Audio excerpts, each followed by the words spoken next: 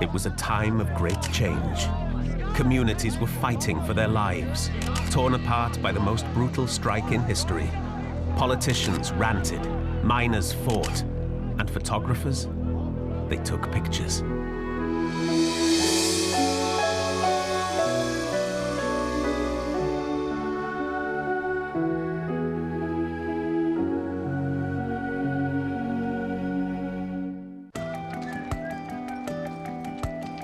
"1984 is a year impossible to forget. The mines and the communities of South Wales were about to be transformed forever, and the people who'd been shaped by coal were now staring into the biggest black hole they'd ever seen. Photo Gallery, the National Centre for Photography in Wales, commissioned several acclaimed photographers to capture these dramatic changes over a 15-year period. This was to be known as the Valleys Project.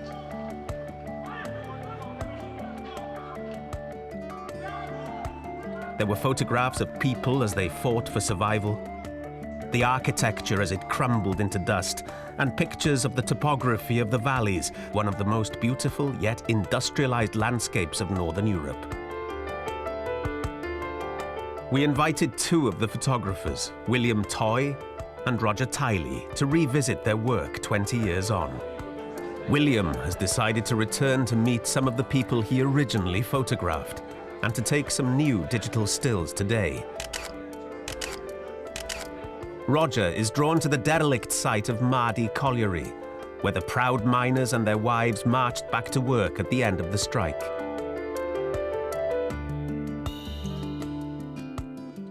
Roger Tiley was born and bred in the valleys. His pictures capture the black and white, coal dust, gritty reality of the pits, the miners, and their wives. Roger has always photographed miners. He still does to this day.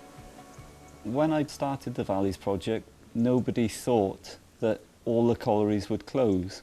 You know, there was optimism, and they thought that their coal mines would go on for another 10 or 20 years.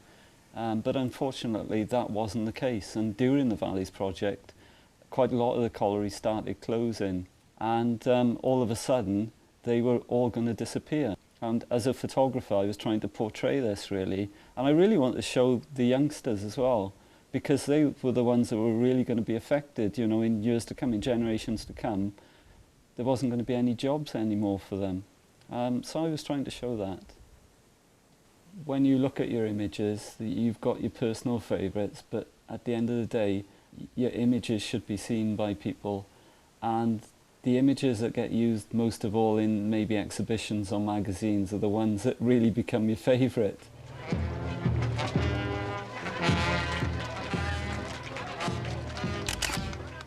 The image of the miners walking back to work, it shows three men fronting the procession, and the one gentleman is holding his fist up high.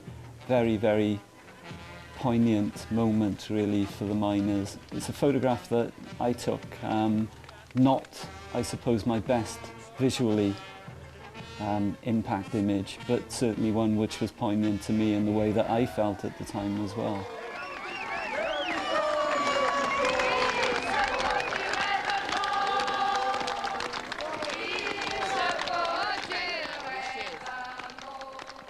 I can't think of anybody that I prefer to spend my time photographing than coal miners. They're absolutely fantastic. And that's across the world as well. In America, the coal miners have got the same sort of attitude. It must be the industry, it's hard, it's you know, you need strength for it. And comradeship as well. I'm glad I did it, because if you look now, the collieries have gone, they'll never be replaced, and therefore it was important to record that as well.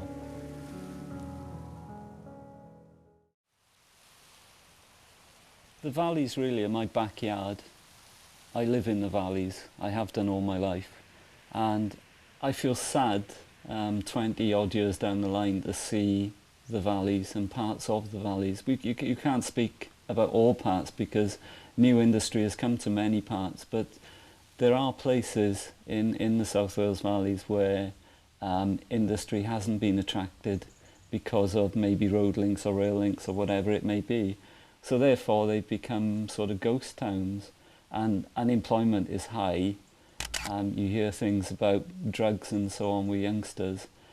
There isn't a lot to do anymore. People just hang around the streets, and it's very sad, you know, to photograph. Blaen Gwynfi had fought for survival throughout the 70s and had won the day. But this was not the story facing families across the South Wales valleys. They had to rely on handouts and food parcels during the dark ages of the early 80s. A tin of corned beef, a loaf of bread, 2 pounds of sugar, a quarter of tea, a tin of baked beans, a tin of Irish stew, 2 tins of soup, half a pound of marge, a jar of jam. Most people were desperate to make ends meet. They were penniless.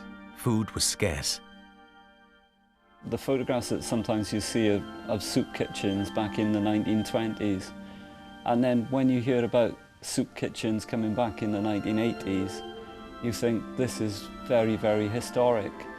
It was a must for a photographer really to visit soup kitchens. As I say, some photographers weren't allowed into these places. Luckily, people trusted me, and to see the soup kitchens was something which was quite sad really, because miners and their families at the time were desperate.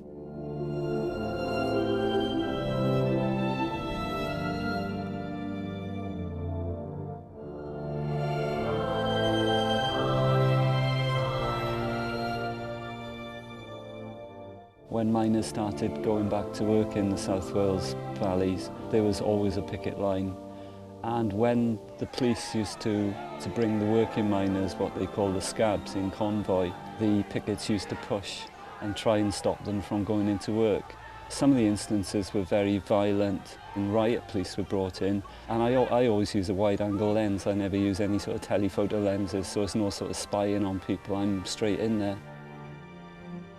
Talking about the miners' wives, if it wasn't for them, I don't think the strike would have lasted that long, because they arranged all the soup kitchens, the food parcels, the demonstrations. Some of the miners' wives spoke at various events over the year, and they were very, very supportive, and they were the backbone really of the miners and the backbone of the strike.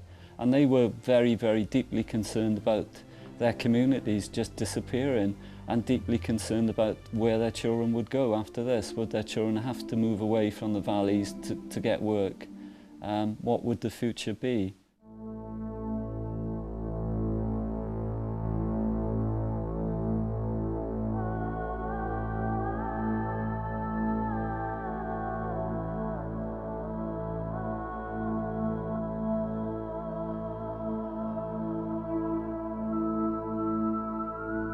Chapels were an integral part really of the mining, you know, areas.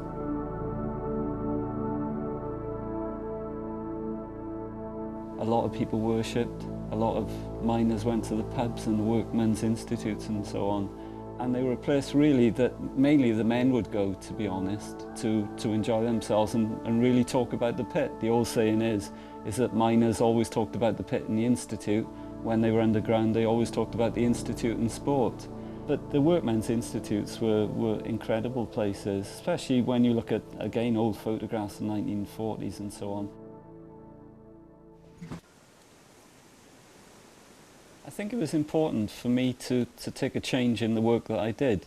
I specialise in photographing people, and I felt it was important though to show the landscape, because the coal mines were going to be demolished and they weren't going to be there ever again.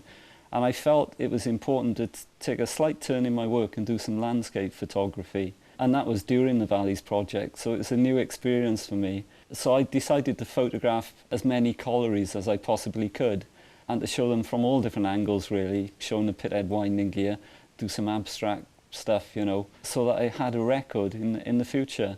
And I think the work worked quite well, because the people, you could see the people, but you could also see the landscape that they lived in and that they had their bread and butter from.